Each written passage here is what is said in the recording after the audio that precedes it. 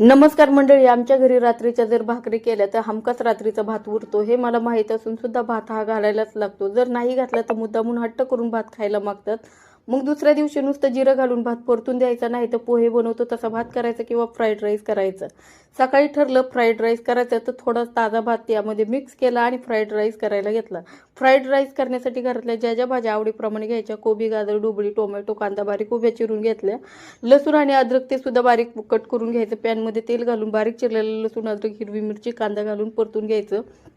कांदा परतले की चिरलेला कोबी, ढोबळी आणि गाजर घालून परतून घ्यायचं. त्यात कच्चेपणा जाण्यासाठी झाकण ठेवून 2 ते 3 मिनिटं शिजवून द्यायचं. त्यानंतर टोमॅटो आणि थोडीशी शेजवान चटणी घालून झाकण ठेवून 2 ते 3 मिनिटं वाफवून घ्यायचं. वाफवल्यानंतर भात घालायचा, वरून फ्राईड राईस मसाला घालायचा, चिरलेली कोथिंबीर घालून पुन्हा झाकण ठेवून 2 ते 3 मिनिटं वाफवून घ्यायचं.